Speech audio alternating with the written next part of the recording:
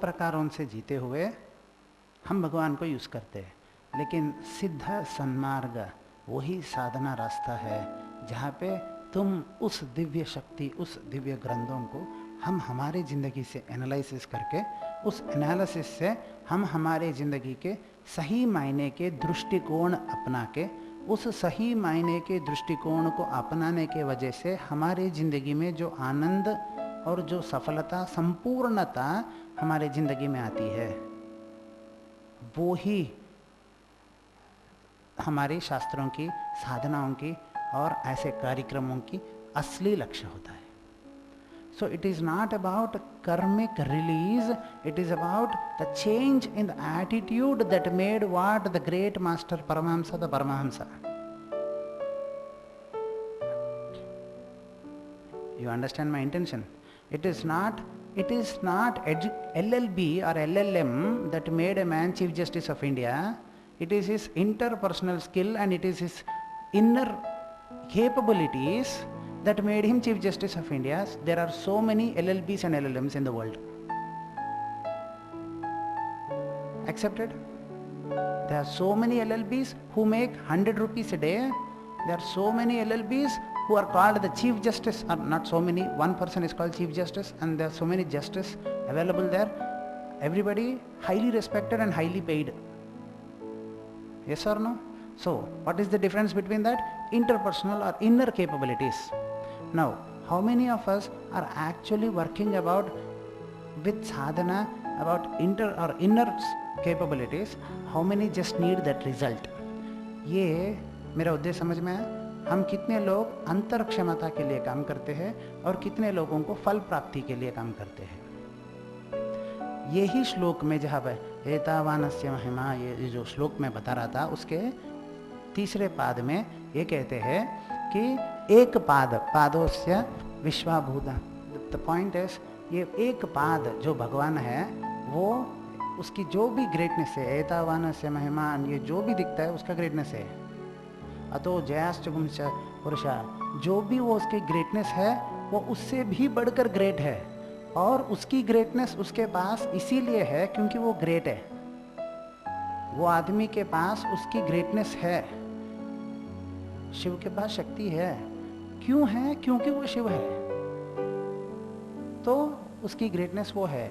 लेकिन ये जो विश्वाभूतानि, जो भी विश्व तुम देखते हो, ये जो भी तुम देख सकते हो, जो भी तुम, ये पूरा यूनिवर्स जो है वो एक पाद 1/4 है। और जो तुम नहीं देख सकते हो, त्रिपादस्य अमृतम दिभिः, जो तुम नहीं देख सकते हो वो त्रिपाद 3/4 ऑफ द भगवान, वो अमृतम दिभिः इनफाइनाइट कॉस्मिक में है। वैसे ही हम हमारे जिंदगी में हम जिससे एक्चुअली डरते हैं वो only 1/4 part of the existence है, और हमें मूल और हमें इम्पॉर्टेंस कहाँ पे देना है? त्रिपादस्य। मैं आपको यहाँ से बात करता हूँ, बात कर रहा हूँ, सुनाई दिया कुछ? क्यों नहीं सुनाई दिया? मैं बीच में अभी बात करता हूँ फिर से, ठीक है? बात स्टार्ट, बात एंड। स्टार्ट और एंड में कुछ सुनाई दिया? क्यों नहीं सुनाई दिया? मैं तो बात कर रहा था, सिर्फ मेरे गला मेरा साथ नहीं दे रही थी इसीलिए, लेकिन मेरे मन के भावनाओं की धारा, विचारधारा तो चली रही थी, है ना? The point I am trying to tell you is, एक बात एक आदमी करने से पहले पहला आता है कंठ की ध्वनि, उससे पहला आता है उन ध्वनियों को, शब्दों को, उस शब्दों को अरेंज करने के लिए मेरे मन में, मेरे दिमाग में एक शब्दों की श्रृंखला, उसको आने से पहले मेरे भावनाओं की अर्थ, उससे पहले मेरी भावना की उत्पत्ति। अगर न मेरी भावना की उत्पत्ति होती, न उस भावना की एक कॉन्क्रीट कॉन्सेप्ट नहीं होती, और उसके लिए शब्दों की कलेक्शन नहीं होती, तो क्या मेरी ज़बान या मेरी गला बात कर पाती? नहीं कर पाती। तो क्या इस शब्दों से बात करें सो चीजों के ऊपर हमें ध्यान ज्यादा देना चाहिए। आध्यात्मा क्या बात करती है, बाकी के पीछे है सो 3 चीजों के ऊपर तुम ध्यान दो, ये एक चीज अपने आप सुधर जाती है। अगर तुम्हारी कर्मों की दोष तुम मुक्त करना चाहते हो, तुम्हारी ये दोष, शनि दोष, मंगल दोष, या जो भी दोष तुम मुक्त करना चाहते हो, तो तुम्हें इस वेद सूक्त में कहा गया सो इस बात से हमें ये समझना है कि तुम जो हो वो, ये जो भी तेरी जिंदगी में हो रहा है, अच्छा हो रहा है या बुरा हो रहा है, वो तेरी ग्रेटनेस है। तुमने, तुम्हारी जिंदगी में तुम्हारे को 1000 लोग आके मार के गए, हड्डियां तोड़ के गए तुम्हारे, तो वो तेरी ही ताकत है कि तूने ऐसे ऐसे शरीफ काम किया, इसीलिए लोग आके मार के गए तेरे को। तुमने इतने इतने उच्चतम काम किया है कि 100,000 लोग आके तुम्हारे को हड्डियां तोड़ के गए हैं। अगर तुम उच्चतम काम नहीं किए होते तो सब आके मारते नहीं मारते। तो तुम्हारी उच्चतम काम तुम्हारे कारण है। अगर तुम्हारे को 100 लोग आके फूल माला चढ़ा के भी गए तो वो तेरी ही उच्चतम काम की वजह से है। तुम उस उच्चतम काम में के पीछे मत भागो, उस मन के पीछे भागो, उस मैं के पीछे भागो, उस तुम्हारी इस पुरुष के पीछे भागो जिसकी ठीक अलाइनमेंट होने के, अलाइनमेंट यानी अनुसंधानता होने के कारण तुम्हारे इस मार खाना या फूल माला लेना ठीक हो सकती है। जब तक तुम्हारी फोकस कर्मों के ऊपर आधारित रहती है तब तक तुम्हारी मन और तुम्हारी अलाइनमेंट और तुम्हारी प्रोसेस नहीं होती है। आध्यात्मिकता में भी आते हैं, श्री विद्या ब्रह्म विद्याम रम्यते इति भारतः। जिस देश में ब्रह्म विद्या करते आनंदित हो जाता है, वहाँ उसी देश को ब्रह्म विद्या वाले श्री ब्रह्म भारत कहते हैं। लेकिन कोई भी गुरु के पास या कोई भी मंदिर में साधक पहला जाता है, मेरा 80 साल का बुढ़ा बाप मर रहा है, आप उसको बचाओ। एक ही, और उसको बेस्ट ऑफ द बेस्ट होना है क्या, और जिंदा रहे और उसको बेस्ट ऑफ द बेस्ट और रहना है। तुम मर रहे हो, तुम्हारी जिंदगी बर्बाद हो जा रही है, तुम उसकी चिंता, यानी तुम मर रहे हो या तुम्हारी जिंदगी बर्बाद हो रहा है, यानी इंसान को जिस चीज के ऊपर ध्यान केंद्रीकृत करना। समझो एक आदमी 6 महीने का बच्चा है, उस आदमी ने पेन दिया उसको और उसके साथ वो पेन से खेल रहा है बच्चा। वो टाइम पे आप पेन खींचने की कोशिश करो तो वो इतना चिल्लाएगा कि आपके कान पक जाएंगे।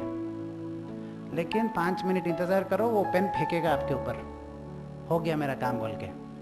The point I am trying to tell you is, हम इस पृथ्वी पे आते का एक है, हमारे जिंदगी को सही तरह से श्री विद्या करके हमारे मन को जिस समय योग कर्म तो कौशलम, हमारे काम, हमारे प्रक्रिया, हमारे जिंदगी को स्किलफुल क्षमता, हमारी मानसिक क्षमताओं को बढ़ोता करके हमारी जिंदगी को सफल और आनंदित बनाने इस पृथ्वी पे हम आते हैं।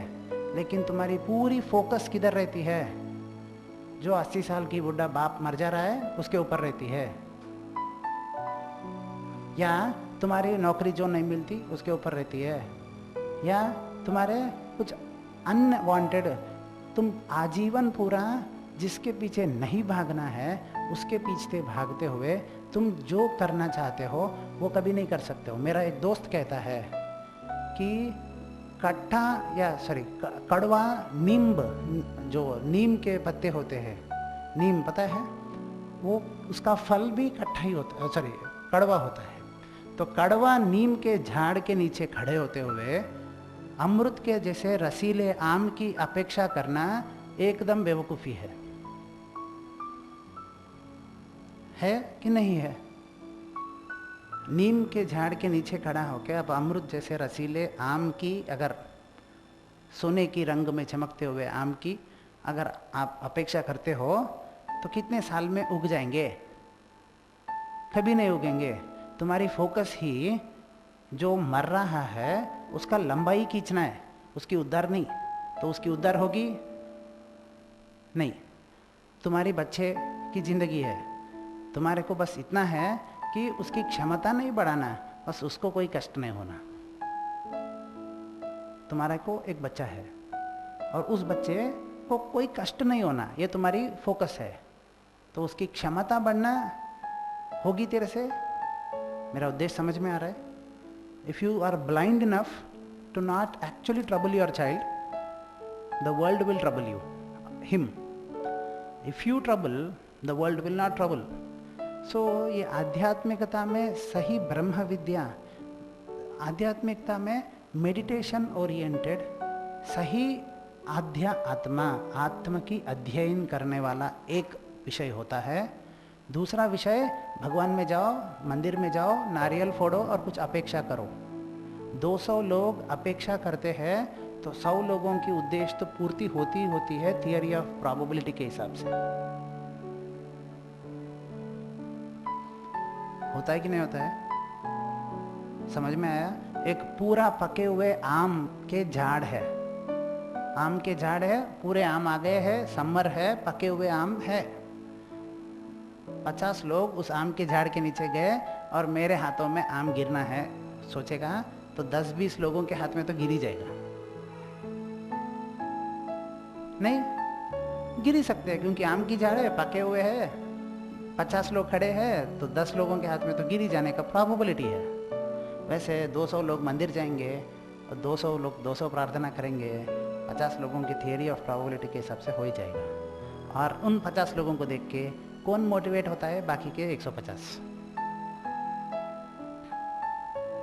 उसी भागम दौड़ी, इसी रेस में पड़े रहते हैं। हमारे को ये करना है या भगवान श्री कृष्ण हमें जो ये भगवत जो है, ये सारे भगवानों में बहुत सारे वैरायटी भगवान हैं, उन सारे भगवानों में उत्कृष्ट श्रेष्ठ गुरु और भगवान कौन है? श्री कृष्ण। और उस भगवान ने हमें क्या आदेश दिया है? संघर्ष की, समझ की जिंदगी की और एडेप्टेशन की, और उससे हमारे जिंदगी को सही तरह से फलीभूत करने की हमें मार्ग और रास्ता बताया है। तो instead of being a blind oriented और fear motivated grief stricken human being, we should try and cultivate। so आध्यात्मिकता या मास कार्मिक हीलिंग किसके प्रति मैं उसको उद्देशित करूं? ना कि सिर्फ कर्मों की निर्मूलन। एक चीज की निर्मूलन आवश्यकता है, वो है भय और ग्रीड और grief. Fear, grid and grief stricken motivated, fear motivated, greed motivated और grief motivated life के प्रति भागना इंसान को छोड़ना चाहिए। और सही मायने में अपने जीवन को, ये मैं ये नहीं कह रहा हूँ कि हम आपकी ज़िंदगी में जो चाहिए वो नहीं मिलना चाहिए। मैं ये कह रहा हूँ कि आप सिर्फ उसी उद्देश्य की पूर्ति हेतु अपनी व्यवहार करेंगे। चीफ जस्टिस बनने की कोशिश करोगे तो चीफ जस्टिस के लिए एग्ज़ाम एप्लीकेशन लिखना वो जो बेसिक है वो इम्पोर्टेंट है।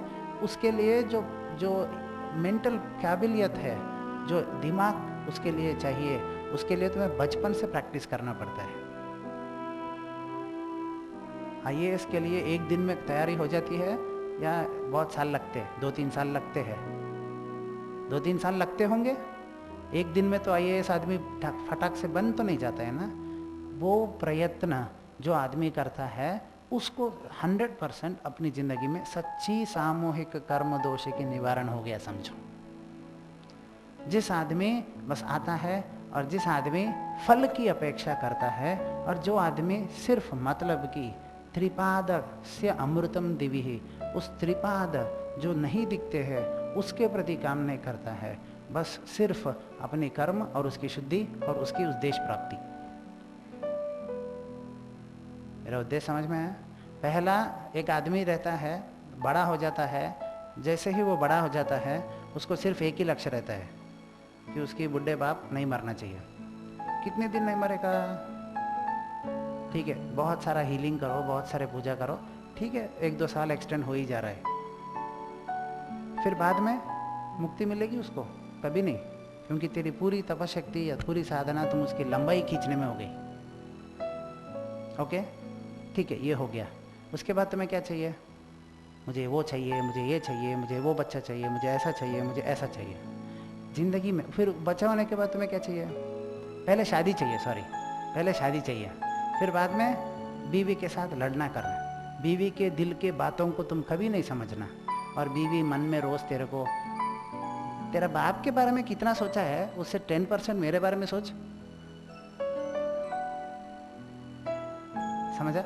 ऐसा बोलना है। फिर उसके बाद बीवी अंदर से ये, फिर उसके बाद चलो तो बीवी के बारे में सोच भी लिया, बच्चे, फिर बच्चे आते हैं, बच्चे को डिसेंट्री हो जाता, बच्चे को दांत हो जाते, बच्चे को ये हो जाता, छोटे बच्चे बोले तो मोशंस हो ही जाते, वॉमिटिंग हो ही जाती, कुछ ना कुछ हो ही जाती है।